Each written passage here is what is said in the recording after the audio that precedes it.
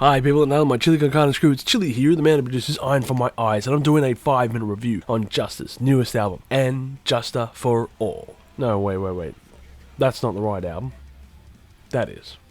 When it comes to the world of hardcore metal, then the name Hatebreed reigns supreme, and of course with a singer like Jamie Jasta leading from the front, it's no surprise why. His hard-hitting guttural vocals are as heavy as the riffs on their music, with the simple yet inspiring lyrics. They truly are one hell of a band. Jasta has released a couple of solo albums over the last decade, and I'll admit that I have never heard any of them. And of course when this one came out, I knew I had to check it out, especially considering the album's artwork.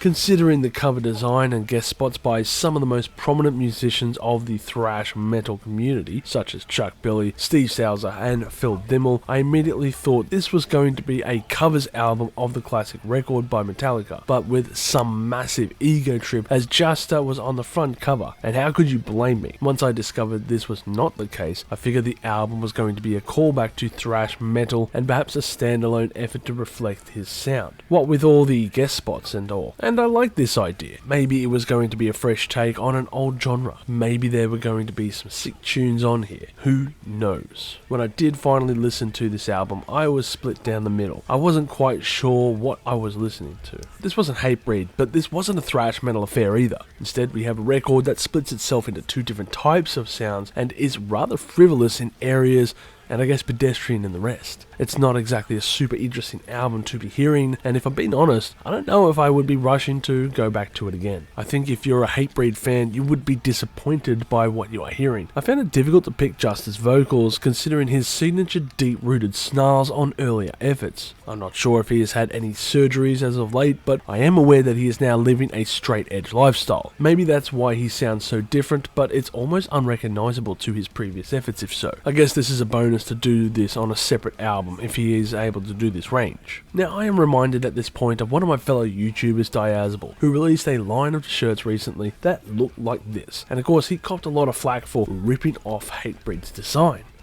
Now how ironic is that? I wonder if the same people who were so quick to shit on my friend's design also say the same thing about this album cover. I like to think so, but we know they won't. Fucking hypocrites. Of course I mentioned earlier that I thought this was going to be a covers album, and thank fuck it's not the case. Otherwise 6 Feet Under would have competition for the worst cover song of the year, although we would be able to hear the bass, so that would have been a bonus. Instead, there is a weird connection between the big four on this album, as its artwork takes cues from Metallica while having a guest spot from Anthrax's Scott Ian on one of the songs, and this album was released on the same day as Slayer's Kerry King dropped his first solo album. I am unaware of the Megadeth connection, but considering that all these bands run in a tight circle, I'm sure there is some kind of 6 degrees of separation if someone wants to fill me in there. It still strikes me as odd that Jasta thought it would be a great idea to prop himself up to being compared to such an iconic album cover. It just screams of self-importance, and I'm curious how Metallica's lawyers are going to perceive it as well. It's just cheesy as fuck and really grinds my gears. Stand on your own merit. You have it. You don't need to ride on the coattails of other metal gods. Just be yourself, but then again,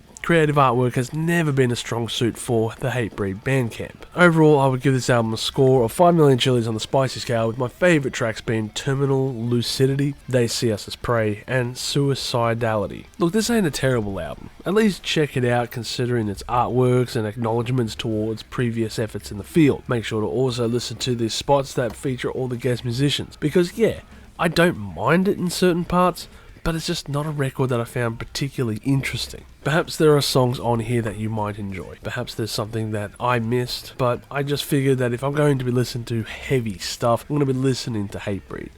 This is just Hatebreed light. If you've enjoyed this content, make sure to smash that like button, subscribe to us, and stay notified for future music-related content, because it keeps our manager happy at the end of the day. We are also on Discord, Instagram, Facebook, and all those other social platforms if you want to check us out. As always, people, you have a great day and stay spicy.